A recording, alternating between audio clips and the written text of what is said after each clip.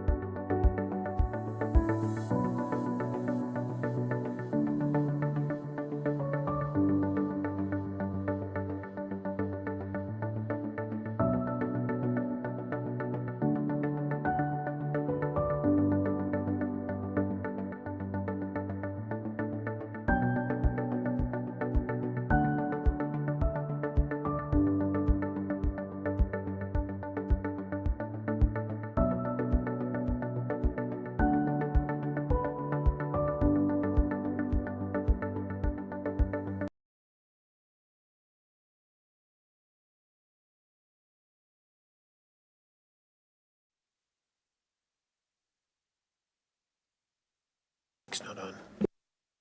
Call the meeting to order and ask that we stand for the Indigenous Land Acknowledgement, the National Anthem, and opening remarks from the clerk, and then announcements. Thank you.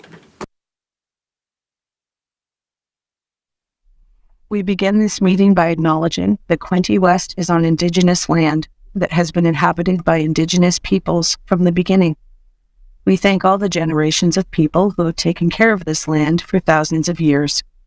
Long before today, there have been Indigenous peoples who have been the stewards of this place. In particular, we acknowledge the traditional territories of the Anishinaabe, Huron-Wendat, Haudenosaunee, and the Mohawks of the Bay of Quinte First Nation.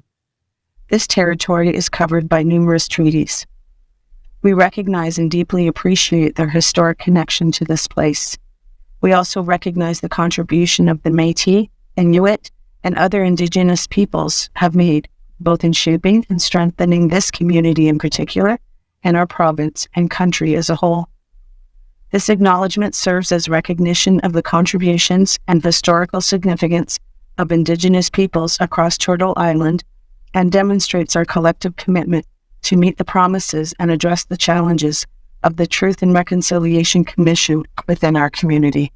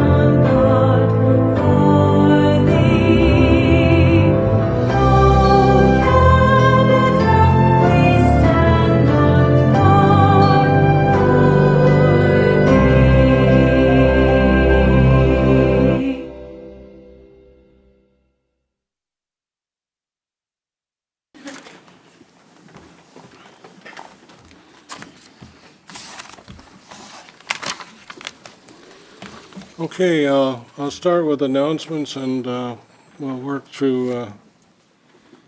Councillor Quinte, you have anything, please? Just Canada Day is coming up, and hope everybody has a safe and happy summer when kick it off on Canada Day. Thanks. Thank you. Councillor Stedall? Just an announcement for the Trenton Horticultural Society. Their flower show is this weekend at the Battawa Community Centre. I believe it's from 10 to 3 in the afternoon. It's going to be lots of people, lots of flowers. Good, thank you. Councillor O'Neill, you'll be able to get some for Thank you, Mr. Mayor. I was disappointed the other day when I read the Belleville Intelligencer. The city of Belleville got another provincial grant. The only grant Quinte West has received is the day before an election was called. Our MPP and the provincial government need to spread the money around the riding, which includes Quinte West, as far as I'm concerned. Thank you very much, and we have applied. We have applied for financial assistance for many things, and we've got the same. We've been turned down every time.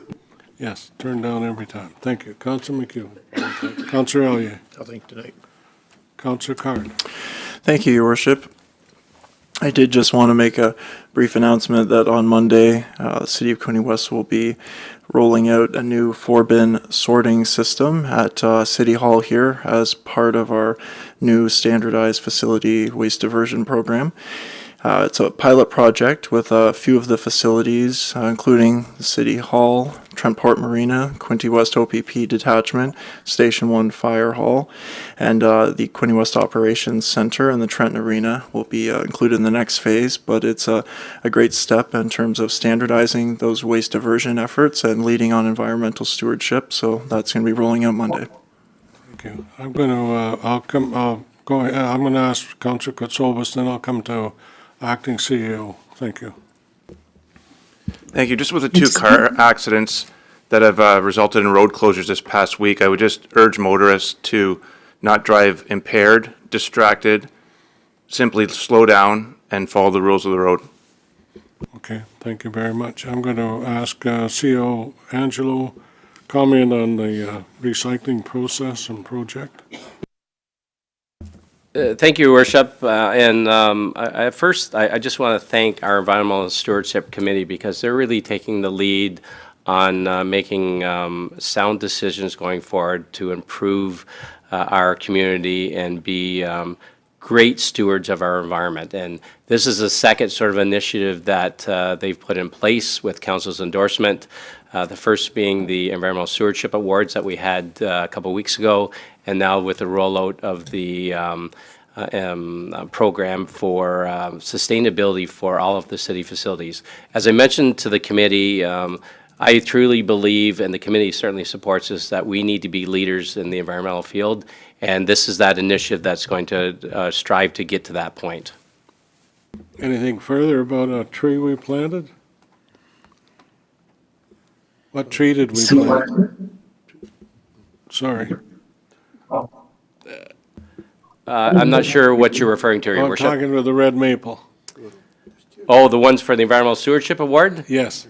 Not at this time, but certainly staff are still investigating those type of trees, and I believe in discussions with our local service provider, they're not deemed to be invasive, but certainly we're looking at that further. So, Well, they're still a beautiful tree, and they add to the environment as we know, and yes, we will likely keep planting them. Thank you.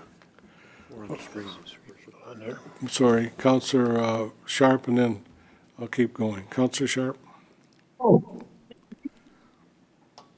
Two items. I want to congratulate the City of Quinte West golf team and yourself for the Mayor's Challenge win yesterday. To Councillor Card, Councillor O'Neill, Councillor Armstrong, Councillor Katsovas, and to yourself as our lead to win this award or this trophy, but also to Community Living, who, as you know, as you were there, Mr. Mayor, who raised over $30,000. And I think it might have been because I was not on the team, but I congratulate all of them, and that was wonderful.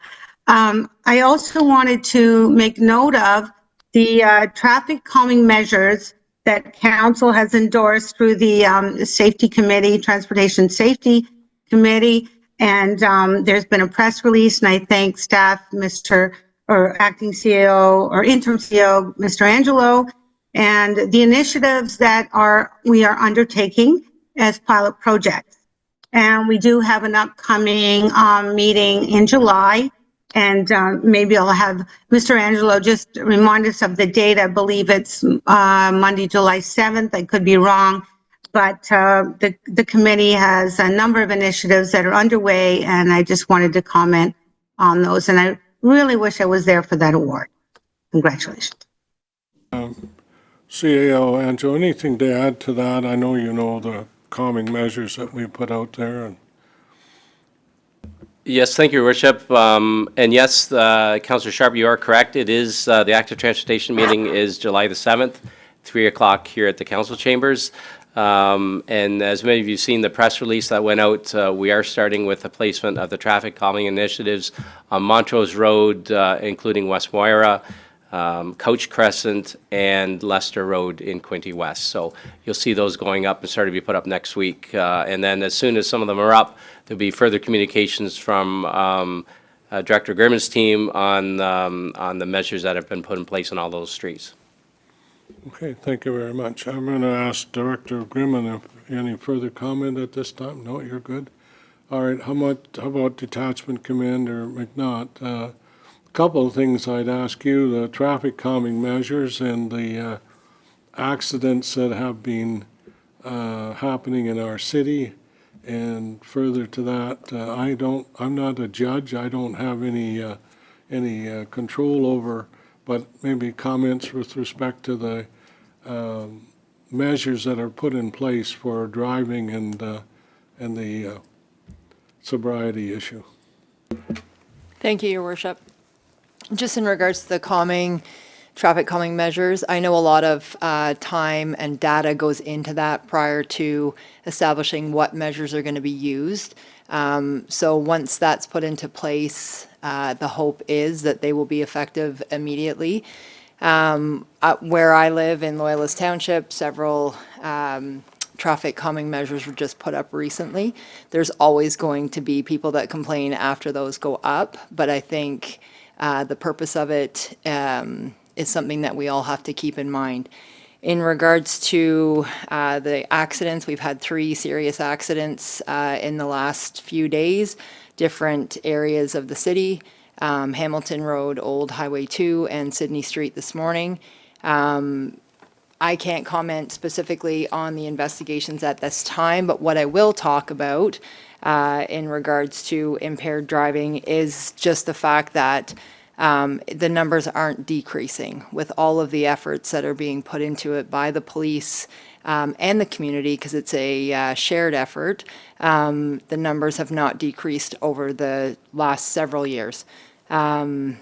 One of the things that nobody here would know was that my father was killed by an impaired driver back in 1974. So I was born in August and he was killed in October. That's 50 years ago, and the numbers have not gone down since then.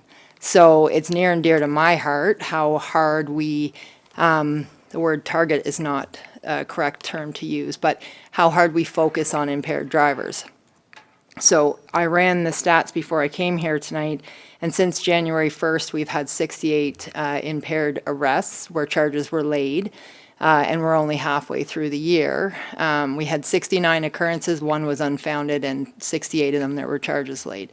One of the things that was implemented in the last several years was the MAS, mandatory alcohol screening, which we do at rides. There are stipulations around when we use it and how we use it, but the expectation is that at any ride program that we set up, we can actually test every single driver that comes through the ride program.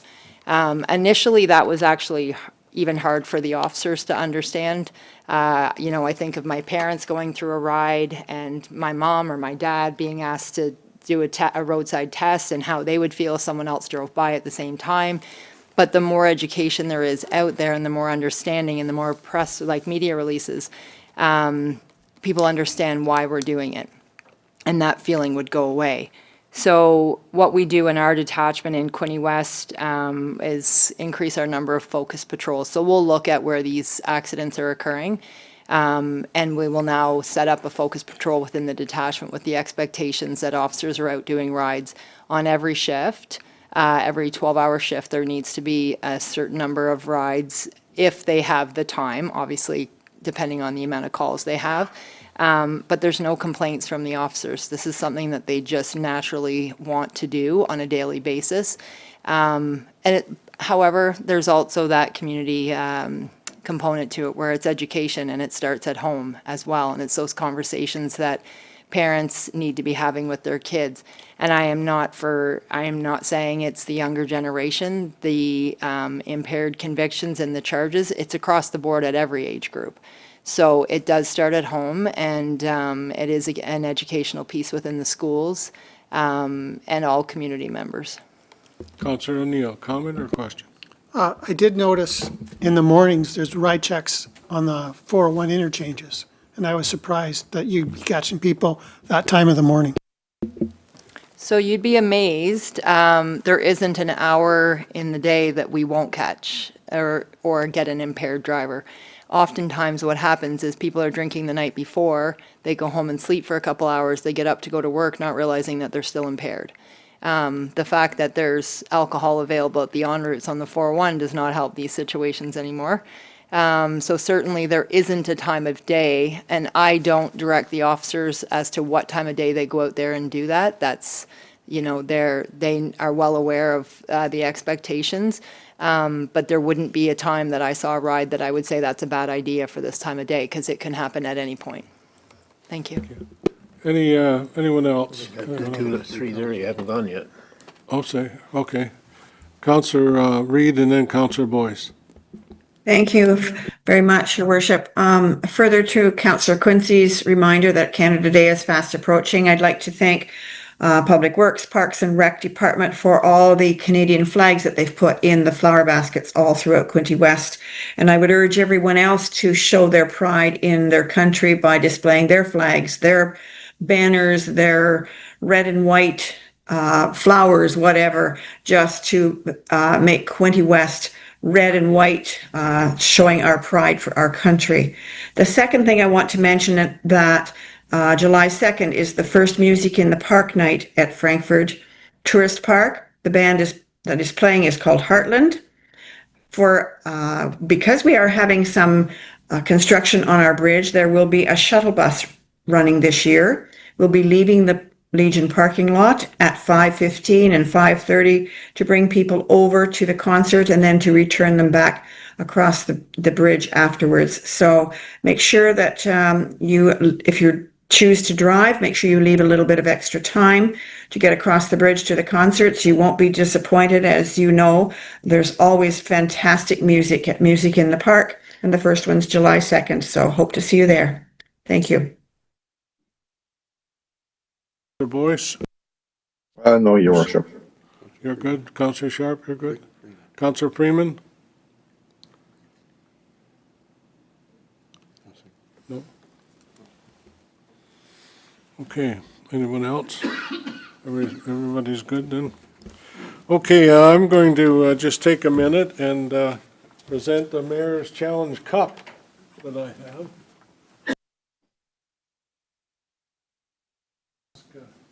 Our team to come out in front here.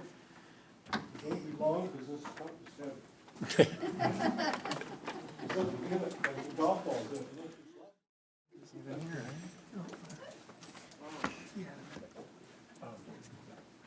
We fared better than our Oilers. Protection. Yeah.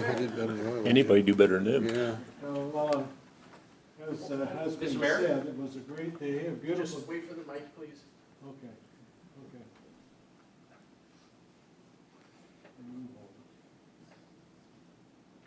Say who's breaking it. Otherwise, no one online. Councillor Sharp did mention how much was raised. I don't remember. What did you, how much? 30,000. Wow, fantastic. Wow. Wow. Mhm. Yeah. Anyways, congratulations to our team. Councillor Armstrong also was a member. I took my wife out for dinner last night to the golf tournament, so it was a great dinner. Yes, it was, and the price was right. And Councillor Neal was there at the table, and he didn't think we won, so he left. Right? I did, yes, I did. So do you think somebody rigged the score, or? Oh, not for me to answer. No, I'm just teasing. Thank you very. I really appreciate it. It was a great day, and sponsors and volunteers and the golf course in particular for I guess you'd say donating, working, making this all work, because the money goes to help developmentally handicapped, and developmentally handicapped can be physically, or it can be mental, or it can be a combination. And but they're human beings, and they need our support and our comfort and our kindness. So thanks to all involved, and congratulations to our team. Have you held the trophy before? I have not. Okay. No, I'd have to double check. not for a long time. I've played in this tournament since being on council in 2015. Right by your finger it says 2000. So yeah, inaugural year. I was on. Okay. Yes, we did. We have one. Okay. There we are. Thank you very much. And Zach, I don't know, do they weld two clubs together for you, or are you okay with? Yeah, they make long enough ones. Oh, good. So Oh. yeah, Well, great tournament for a great cause. Mr. Mayor, can I ask a question? yes. Yes. Thank you. I just want to know from the team, Mr. Mayor, if Councillor O'Neill teed it up on the fairway. No comment. No comment, okay. Thank you very much. What goes on in the barn stays in the barn, right? Thank you. Thank you very much. Hey, we won, Okay, we won. congratulations. I can do that.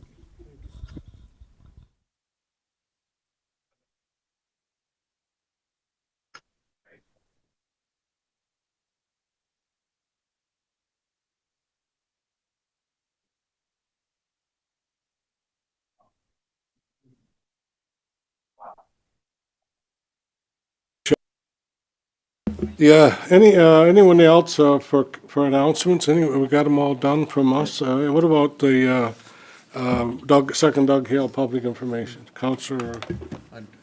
Be happy to talk with regard to that. Councilor Ellier and I attended at Trentport Arena for the first hour. I would say the place was packed. It kind of doing the load about 5:30, but a lot of people there. They were impressed, and I think they're looking forward to what we're going to do moving forward with the top end of Second Doug Hill Road.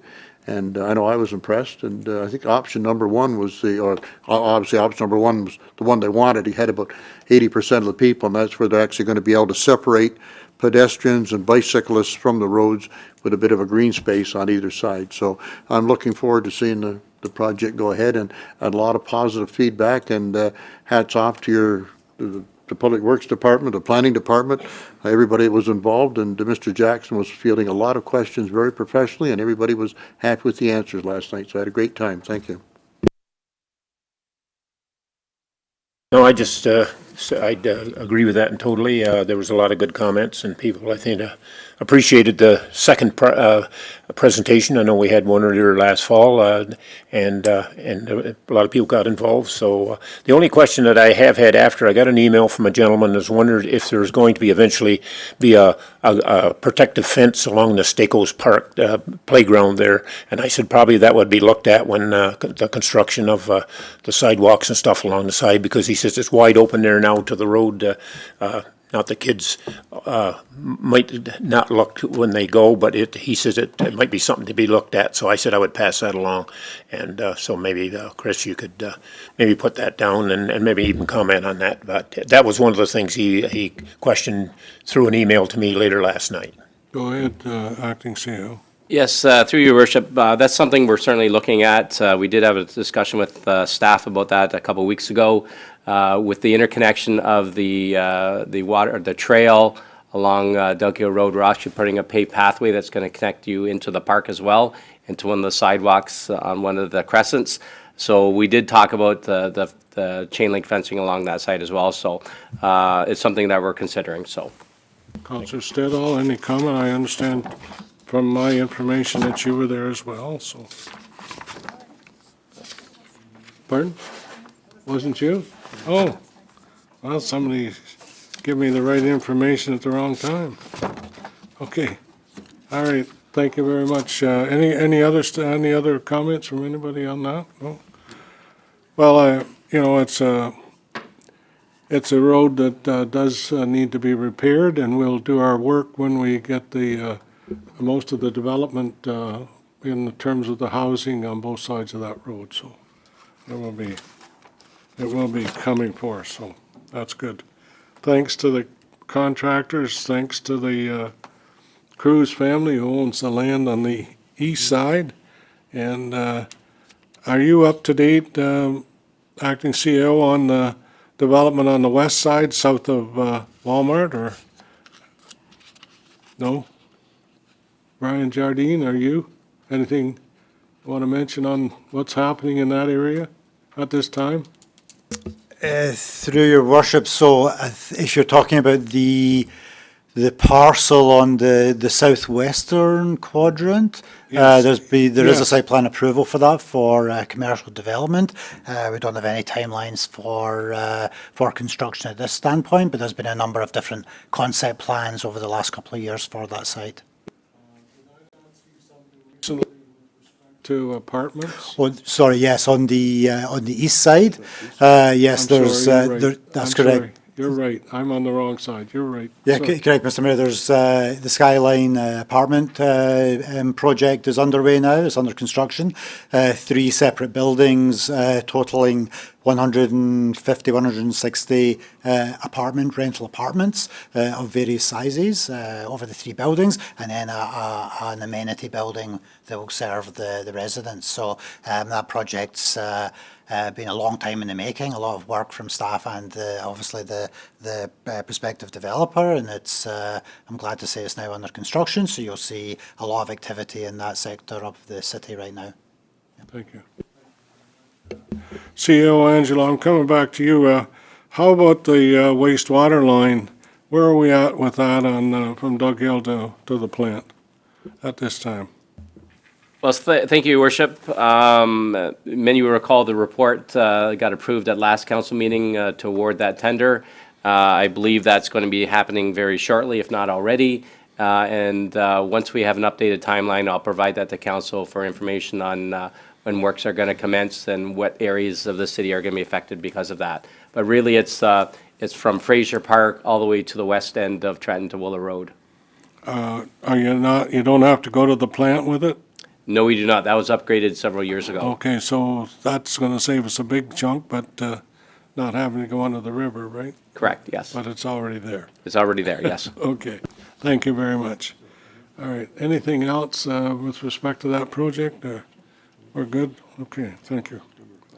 All right, I need any disclosures of pecuniary interest. Hearing none, declare that closed. Minutes of the regular council meeting held on June the 4th. Resolution of the minutes of the regular council meeting held on June the 4th of 2025 be approved, and further that the minutes of the closed session council meeting held on June 4th, 2025 be approved. Moved by Councillor McHugh, second by Councillor Quinte. Comments or questions? Comments or questions? All in favor? Carried, thank you. And now I'm at delegations. Peter LePage, Executive Director, and Louise Wood, Corporate Services Manager, Hospice Quinte, will address us, and I appreciate very much being here. And I know that the Stan Commencing Care Center is being used. I know that, and you know, I come back to council to thank them and congratulate them on seeing and on forward thinking and seeing how important it is for all families to be able to handle loved ones with respect and dignity. So come on up. Thank you.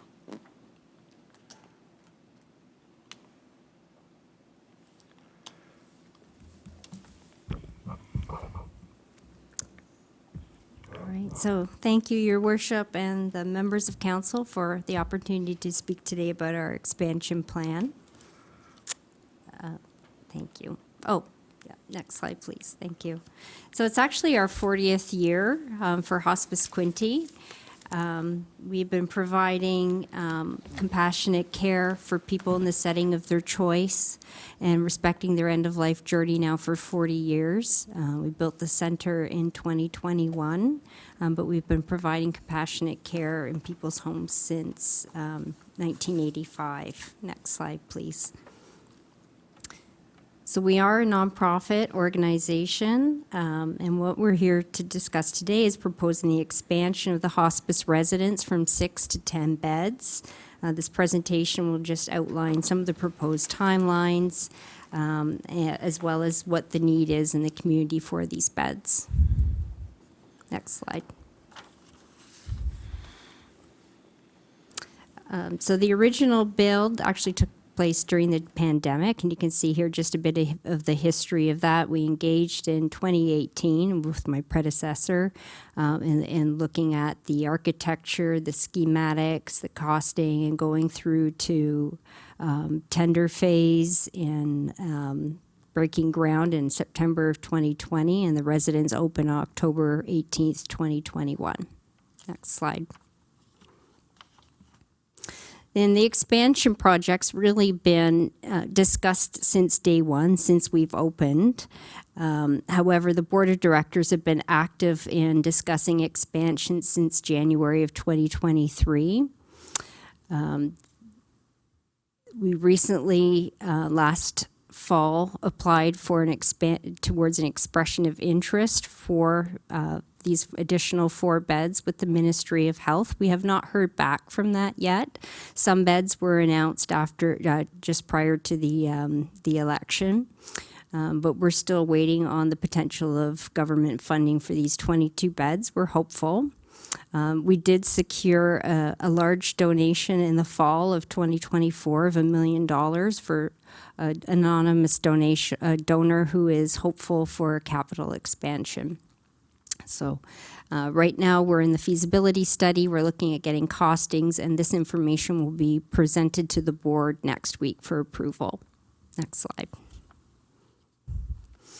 So just a little bit about the history and the statistics. The information changes daily and it's a little bit stale. We've actually served 314 residents in our facility since we've opened. What's really alarming to us, and again, the information changes daily, we've actually had over 200 people die on the wait list to get into the facility. There is such a need for it in our community. We are over occupancy rates. Our target with the ministry is 80%, and we typically sit at over 90%. Sometimes we're over 100%, given our discharge and admission rate for a month. And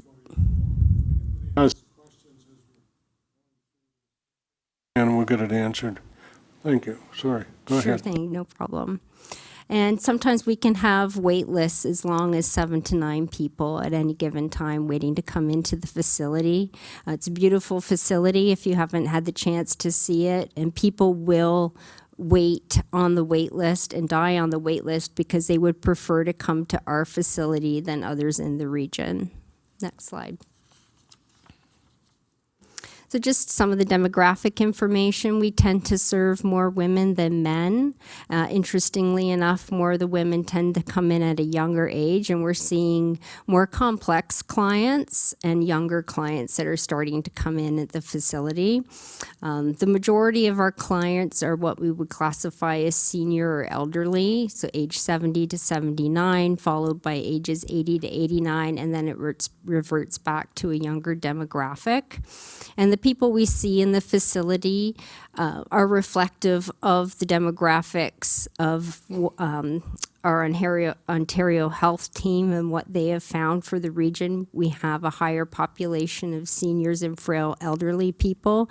We also have a higher population of diabetes, COPD, heart failure, and we do see quite often that people come in with more than one disease, so multiple comorbidities. Next slide. And our community program, as I said, it's been going strong since 1985. Since we've opened the facility, we've served over 329 people. And last year was the first year that the Ministry of Health did provide funding for grief and bereavement, and that program has absolutely boomed. We do not advertise it. If we did, we would not be able to serve the amount of people that we do. If we can see here on the slides that we had over 96 bereavement groups and activities last year and served over 537 individuals in these groups.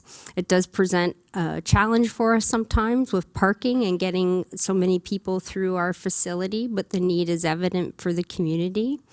And we started offering caregiver programs during the pandemic, and that has been growing significantly year after year. Next slide.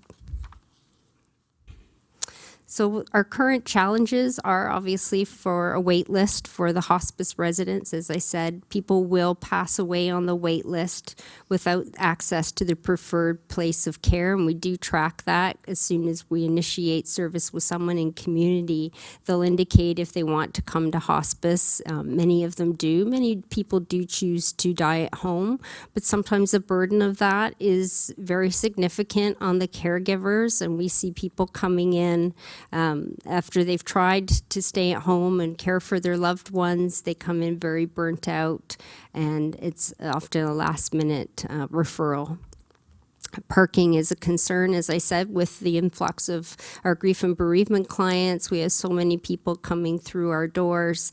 The expansion project would assist with our parking challenges. And obviously, we are a nonprofit organization, so we currently receive about 53% of our funding from the government, and the rest we receive donations from the generosity of our community. Next slide. So here's a diagram of the proposed project. It's hard to, I can't point to it, but we currently are what I would say a T shape, and the expansion of the 4 beds plus on-site laundry facilities, additional storage that we need will come off the back of the building in a perpendicular manner, so it'll be south end, H shape. That's what I'd call it, but And then our additional proposed parking spaces. And the next slide actually shows more of a detail of what the expansion would look like. There would be another sunroom, which we do use quite often for grief and bereavement. Many family members use that for family meetings, or we have people that come to visit family out of town, and they'll actually set up like a little home office in there to be able to do their work when they're visiting family.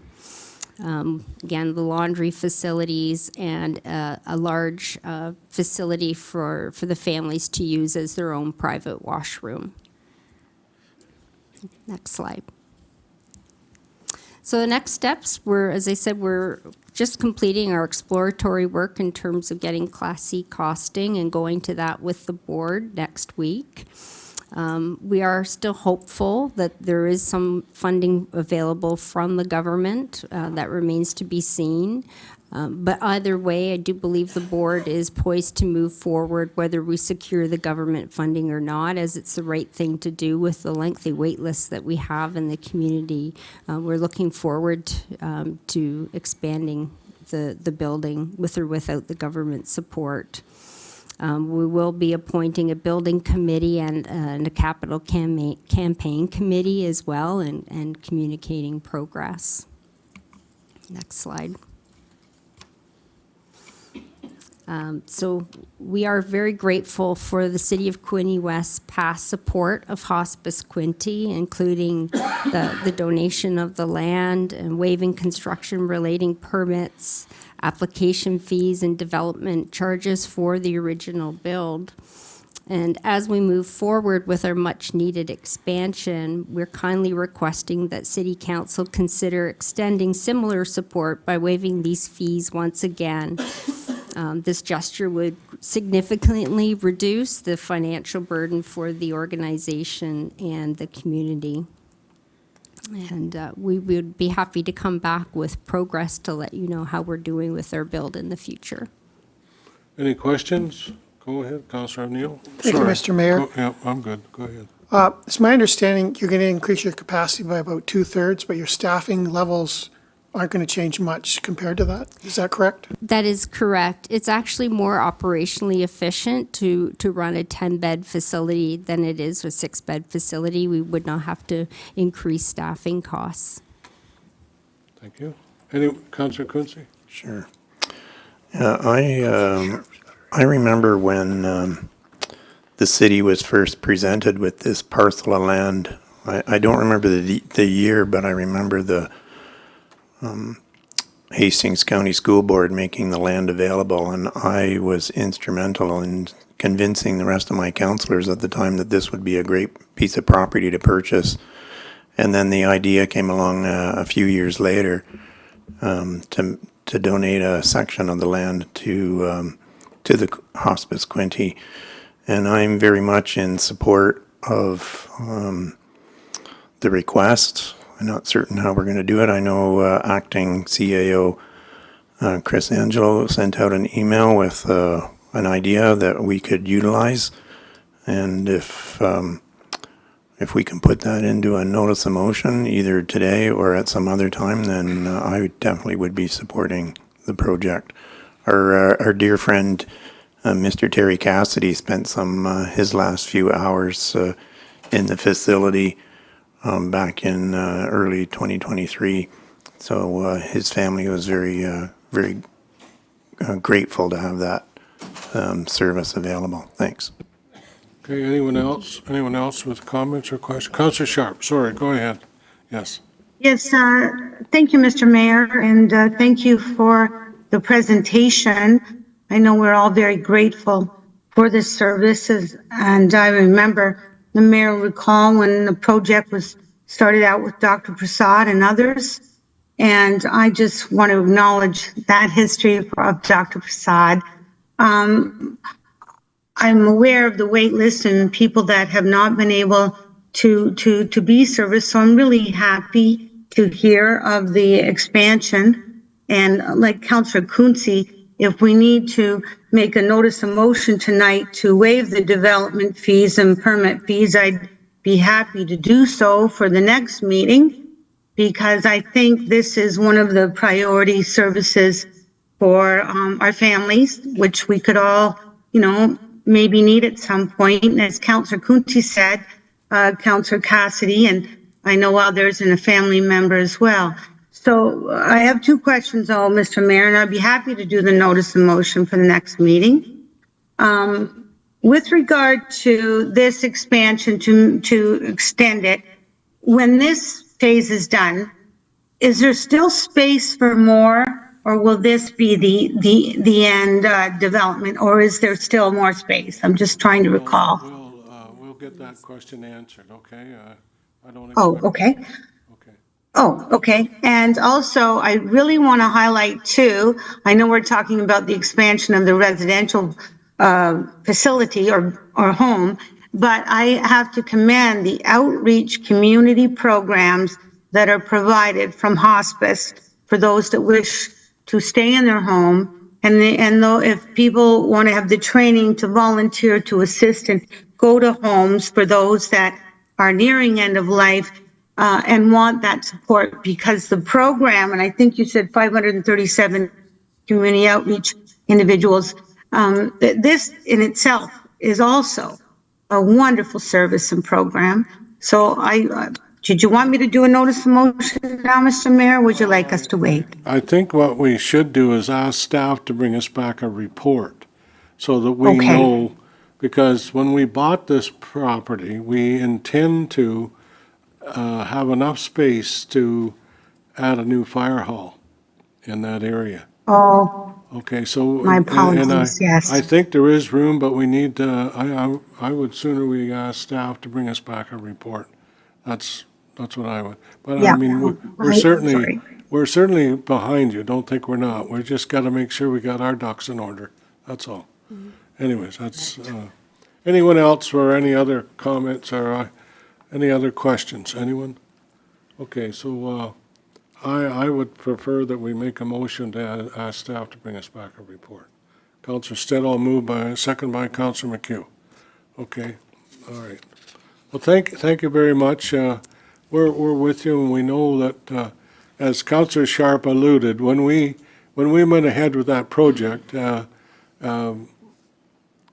Sydney Township had some money in reserves, I think over $1 million, and we $1 million. used. Pardon? You're $1 million, Mr. Mayor, yep. Yeah, yes, but you had over $1 million in reserve, but we did take $1 million, and we used that to move forward, but we paid it back. But anyways, this is, yes, as you've proven to us, so vital to making and providing people with the best in the last. Yes, thank you. Great, thank you. Thank you very much. Okay, Mr. Mayor, can I just get a vote on that motion, please? yeah, okay. All in favor? Carried, thank you. Thank you very much. Edge, did I miss, Councilor Boyce, sorry, did I miss anything that did you have something wanted to say, or am I seeing things? No, I was just supporting it. Okay, so everybody's good then. Okay, all right, then, all right, so we'll go on. I'm ready, and thank you very much, folks, for coming. I'm ready for public input. Are you here for public input? Yeah. Come on up. Give us your name and. Hello, My name is Ryan O'Shaughnessy. I represent the business Red Shark Menswear. Yes, thank you. I was just made aware that another business in downtown is looking to open up a beer garden during the Trenton Sidewalk Sale. As a business owner in downtown, I fully support that idea.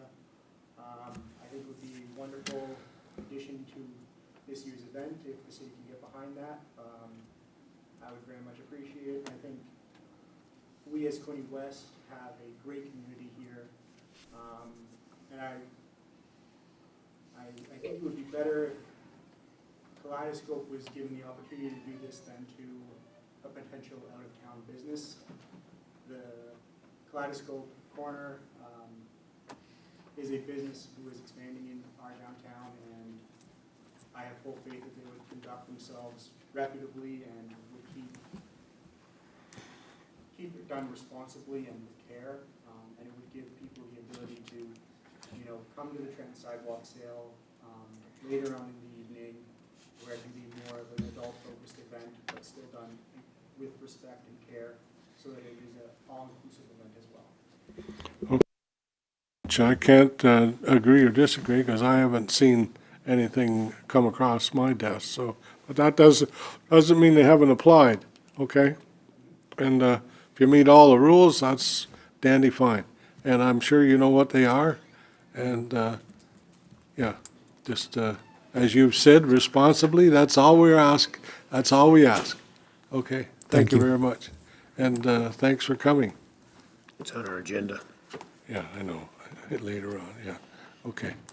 All right, anything else? Anything else for public input? Okay, thank you. We're going to keep going then. Corporate services is the first one, and the resolution that staff report Quinte West 2025-0005 by Josh Masinski, Director of Corporate Services, City Clerk, Sarah Pond, Legislative Services Coordinator regarding public appointment for boards and committees policy update be received, and the council approve the updated public appointment for boards and committee policy. And staff, Sarah Services Coordinator regarding economic development. No, okay. We'll go on. All right. I need a mover and a seconder. Councillor McHugh, move it. I need a seconder. Councillor Boyce. Thank you very much. Any comments or questions? Councillor Quinte. So is this making a change as to how the selection process is made, or just sort of updating the bylaw to bring it into the modern times? Just update, but I'll ask Josh to comment. Yep, through you to Councillor Quinte, yeah, your sentiment about bringing it in the modern times is correct. This is a policy, a bylaw and a process that we haven't looked at since 2014. So as council knows, we're looking at all of our policies, and this is one of the ones we wanted to get through first. When we looked at the policy, the way that we're doing it now, we didn't see any issue. Council seems to be happy with how we're selecting candidates. We seem to be selecting great candidates for all our committees, so we didn't make any substantive changes to our process. All we did was put it in our new templates. Thank you. Thanks. One more point, please. Okay. One of the recent committee members that we appointed, Trevor McMillan, he was appointed to the Property Standards Committee, and at his very first meeting, he was made the chairperson of the Property Standards Committee, and I think he did a great job considering his very first meeting, and all of a sudden he was the chairperson as well. So thanks, Trevor, for your work. Thank you. Good. You got the right guy in the right place. Councillor Stedel. Thank you, Your Worship. So this is great. The policy is very comprehensive. It seems to have covered everything, which is nice. It's clear. But the one question that came up for myself was about committees that appoint subcommittees. Is that covered in here? I didn't see anything about that. Like if you have a committee of council and they appoint a subcommittee for something, is there any terms specifically for that that's in here? Through you to Councillor Stedall, no, there's not. Again, some subcommittees are meant to be kind of ad hoc without rules so that they can do the things that they need to do. As long as subcommittees don't have quorum of the committee, they can be appointed at the direction of the committee. And bring back and report to the committee. And bring back and committee report to the reports committee. council. Councillor Stidle. Just to follow up to that, so can a subcommittee or ad hoc committee, does it have to be comprised of people that are actually on the committee? Or can it be any members of public that are appointed? Like, there's no guidelines, I'm just wondering. Yeah, through you to Councillor Stedall. That's a great question, not something that I've come across. I would suggest that it probably be mostly comprised of members of the committee. But if the committee needed to bring in outside, someone outside, for whatever reason, I'm sure that would be acceptable. Cost any money. Okay. That's when you're And just to running in. follow up, I guess if there's any questions like those, that they would come to your office and then you would clarify, and if there was a change that was required in the policy, it would come back to us at that point? Is that? what would That's happen? correct, Councillor Stedall. Thank you. Thank you. Anything else? Councillor Mike, Councillor Katsovas, sorry. Thank you. First, a comment and then a question. The comment, I like the addition of notifying the unsuccessful candidate. So many people take quite a bit of time to fill out these applications and they're interested in the past we hadn't notified them and they heard just through the general public. I think this is a nice touch to let them know. And then secondly, it's 5.8.2.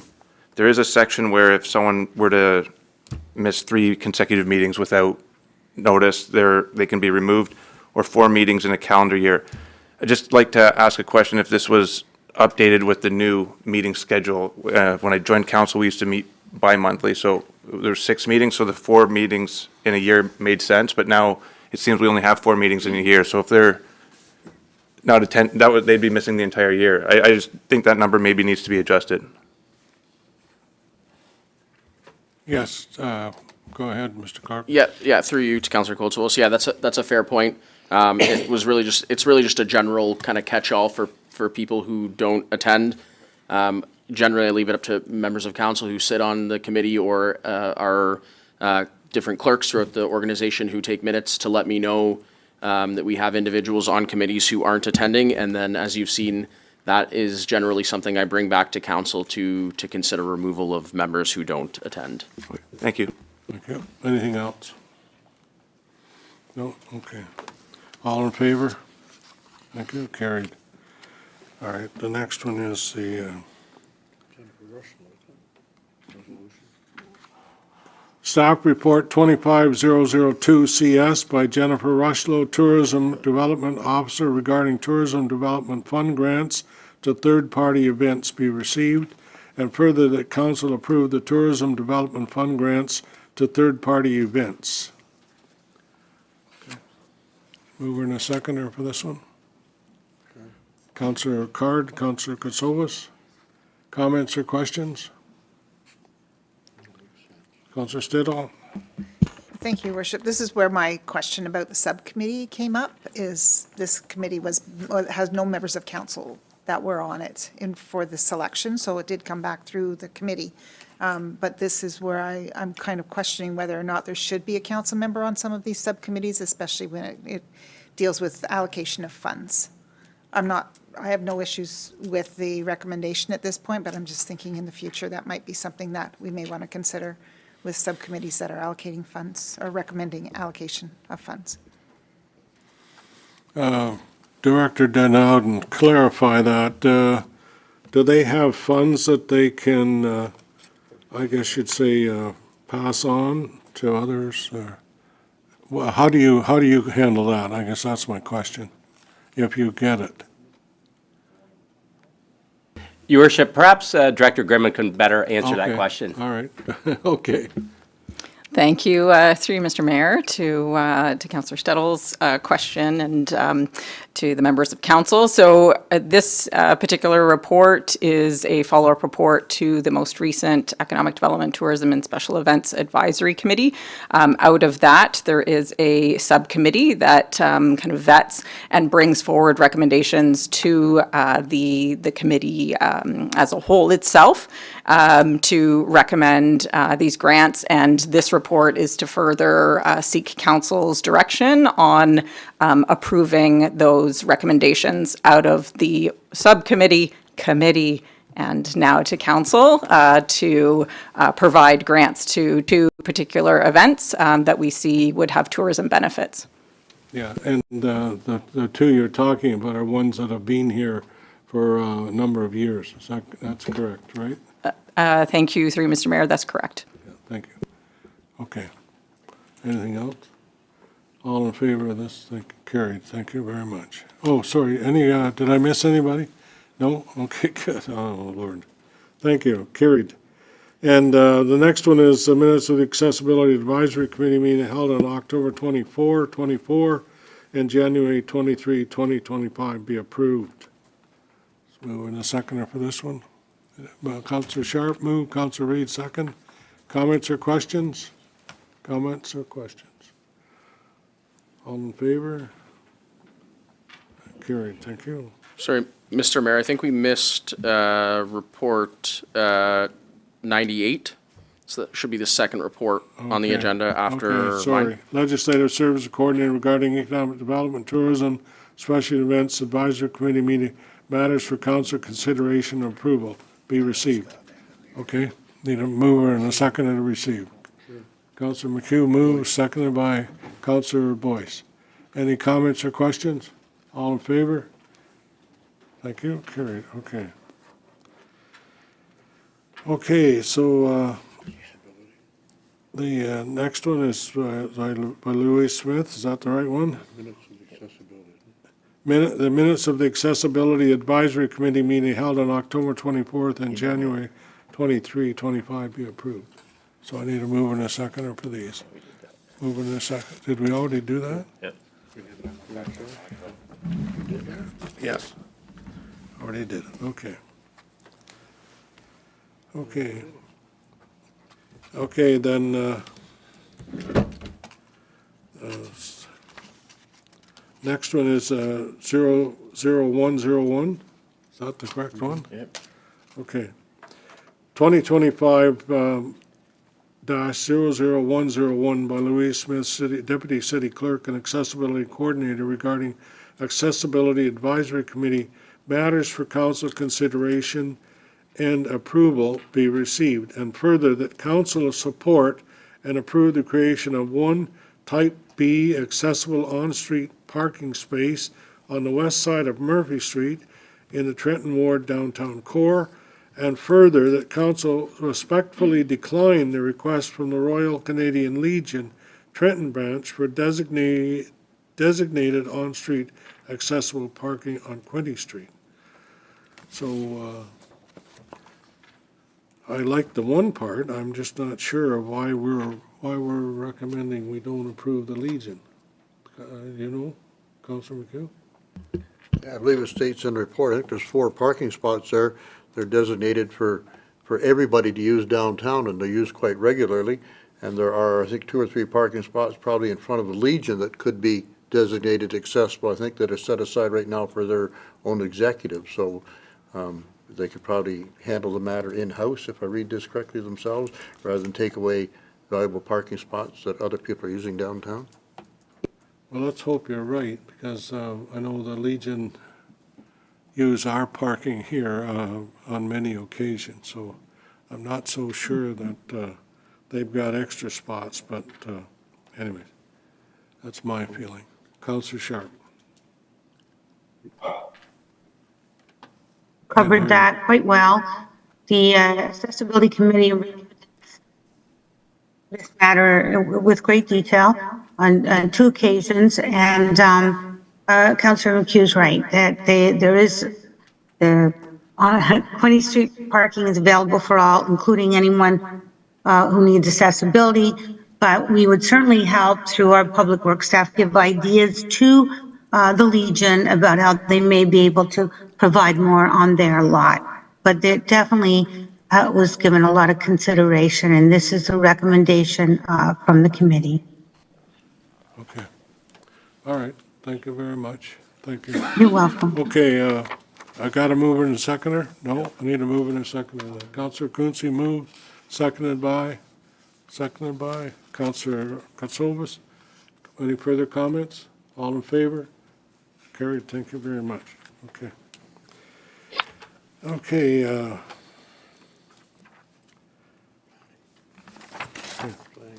okay, Planning and Development Services, resolution that the minutes of the Planning Advisory Committee meeting held on May 15th, 2025 be approved. I just move that, Mr. Mayor. Councillor Allier moved it, or somebody else?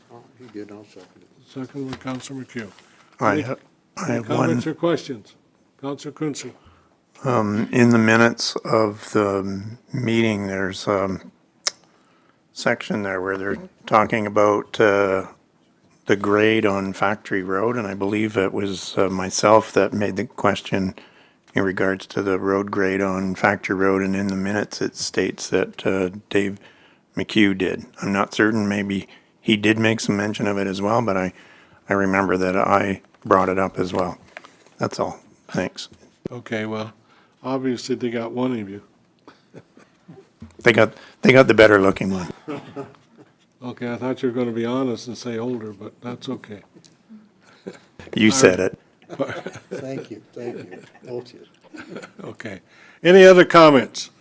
All in favor? Carried, thank you very much. Okay, the next one that I have is the resolution, a staff report by Director Grimman regarding the Tourism Development Fund grant policy. Is that the one? Yep. Be received, and that council approved the Tourism Development Fund grant policy, and that the Director of Community Services and Strategic Partnerships of their designate be delegated the authority to approve additional grant applications as recommended by the Tourism Development Grant Committee for up to a maximum amount of $10,000 per recipient, provided there is funding available and following the consideration of first-round intake applications. So I need a mover and a seconder for this one. Need a mover and a seconder. Councillor O'Neill moves, seconded by Councillor Katsovas. Comments or questions? Councillor Stedall. Thank you, Worship. So this is nice that it clarifies exactly what is the amount that's can be allocated and who's doing it. Again, I raised the question about the fact that this particular committee is not, my understanding, is not sanctioned by council. It's a subcommittee. Is that I'm correct? And it's appointed by one of our committees. And there's no council members on this committee that's doing the recommendations, although the final approval does come back to council. That's just. Right. I'll ask Director Grimman to comment at this time, please. Thank you, through Mr. Mayor, to Councillor Stettle's point. Yes, that's correct. As outlined in the policy, applications are received and evaluated by that Tourism and Development Grant Subcommittee, which is comprised of members of the City's Economic Development, Tourism and Special Events Advisory Committee, as well as a designate from the Tourism and Special Events staff. Those applications would be vetted and recommended for approval, and then a report would come forward to council. Councillor Stedall. And just final clarification is that anybody that the committee would decide would not receive funding, that would also be part of the report, so that the councillors would at least be aware if somebody was not. Like tonight's report actually said that the amount that they applied for and were granted the grant amount is less than what they applied for. So we would get all of that background information just so council is aware in case one of the applicants would come to us and say, okay, how come I didn't get my funding that I requested? We would get that information. Director Grimman. Thank you, through Mr. Mayor, to Councillor Stedall. Yes, that's been historically our practice prior to the policy being implemented. We have had instances in the past prior to the development of the policy where we have brought forward recommendations of applications that we don't recommend for approval based on a number of different pieces of consideration and the overall tourism benefits of the event. And yes, we would continue to bring that information forward to council as well. Anyone else? I can only comment. This is likely referencing a fishing tournament that's coming up, and They start at 6 o'clock in the morning, and if you want to be there, I'll be there, and you can be with me, and we'll go out in the lead boat and see exactly the enthusiasm that they bring to the city of Quinte West. And you can ask them, because I do, ask them what their favorite restaurant is. And they answer. Yes, they do. They answer. All right, Mike? Yes, they do. They answer. So, and listen, it's a pleasure. It's a pleasure for me because I could fish all day and likely have 3 fish in the boat and still come in with nothing. So, but these people, when they come here, they're serious. Man, oh man, they're serious. They take a sandwich and a bottle of water with them, and they never stop. They eat the sandwich when they're still casting for fish. So it's I find it a great part of our city, and a great activity to watch other people do it because they can do it much better than I can. So I think what we're doing and what we've done for many years is working, and this is a fine group. And there's another one too. I can't think of the other, but this one in particular you'll also see at the boat show in Toronto, and they'll welcome all of us anytime we're there. So, all right, all in favor? That's what I need. Carried. Thank you very much. Okay. Okay, I'm at the decision item resolution that council designate the Festival on the Bay event hosted by the Trenton Downtown Business Improvement Association from July 17th to 19th, 2025 as being of municipal significance, and further that council direct staff to prepare a letter of support in order to obtain a special occasion permit from the Alcohol and Gaming Commission of Ontario. Moved by Councillor. Okay, I got 2 over here. I got McHugh and O'Neill, and then that's Councillor McHugh and Councillor O'Neill. Sorry about that. I'm losing my own requirements. So, any other comments or questions? I guess that's what Councillor Card. Thank you, Your Worship. I'm just going to speak briefly in support of the designation. Certainly, the Festival on the Bay sidewalk sale's been a fixture in the downtown for many years now, and I think that the application makes a lot of sense. As in the letter, there's some benefits that are pointed out, and I think it was a matter of time before this ask came before us, and I think it makes sense to have a downtown business, established downtown business and partner, an expanding downtown business and partner with a good track record.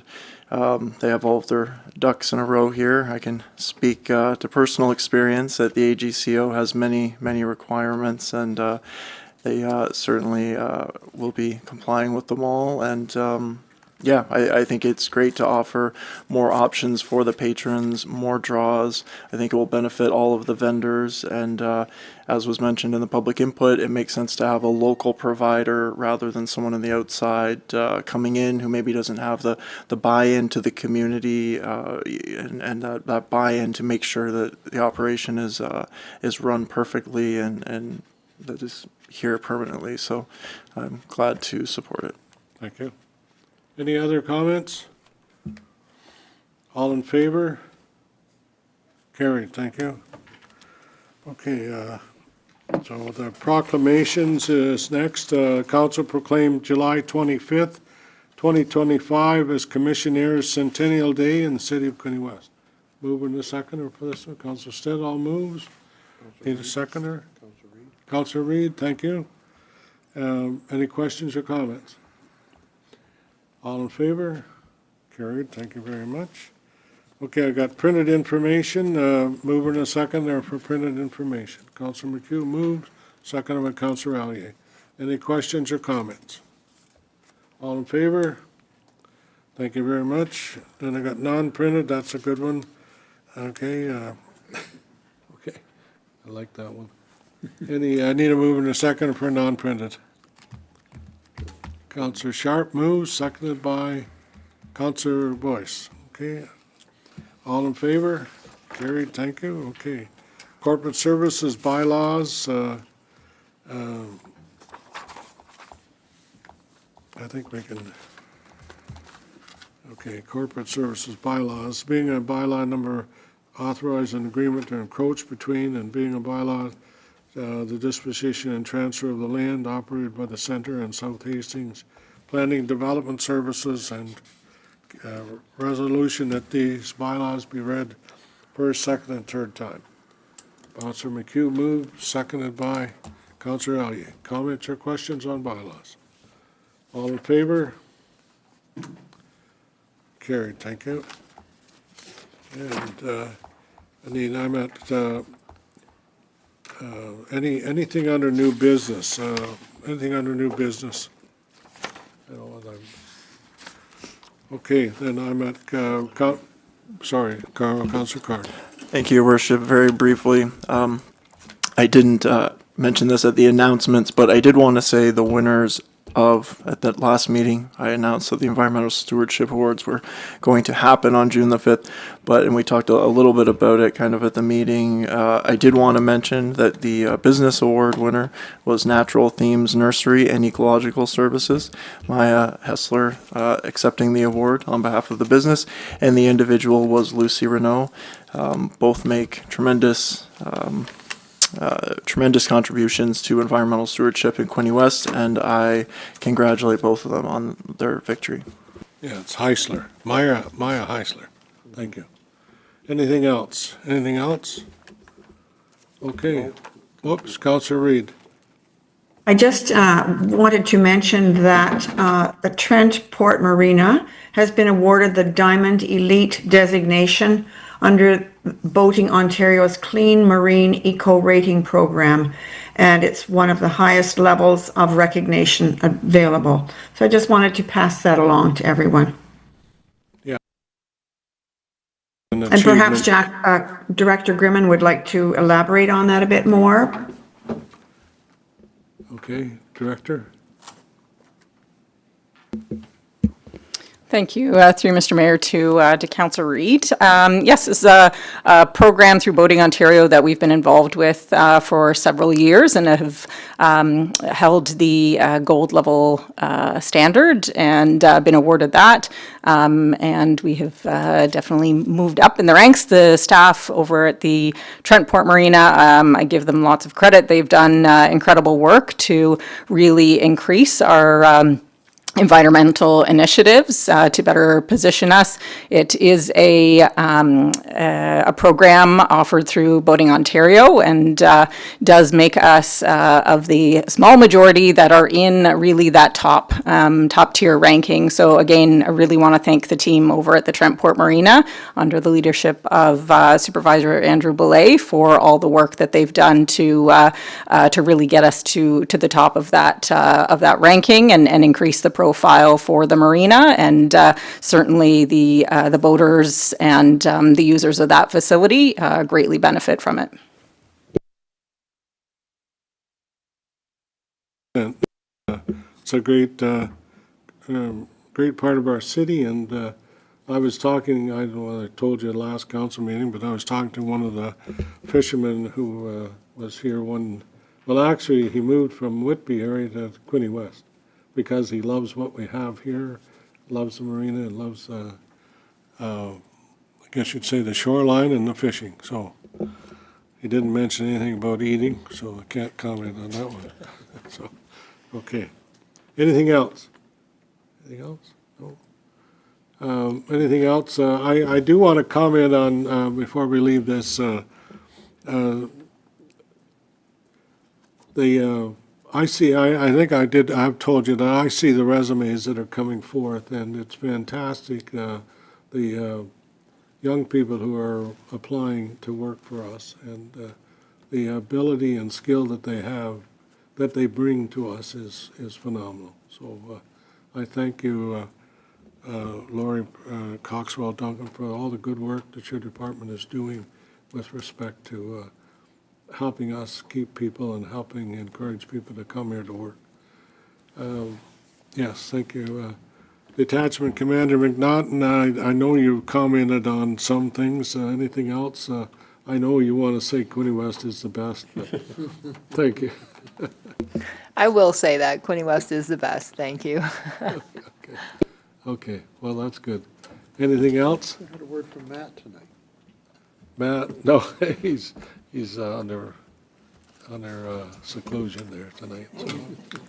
Okay, need 2 for confirmation and 2 for adjournment. Thank you very much. Things went well. We're and talk to the people about your permit. Okay. Good luck. Thank you.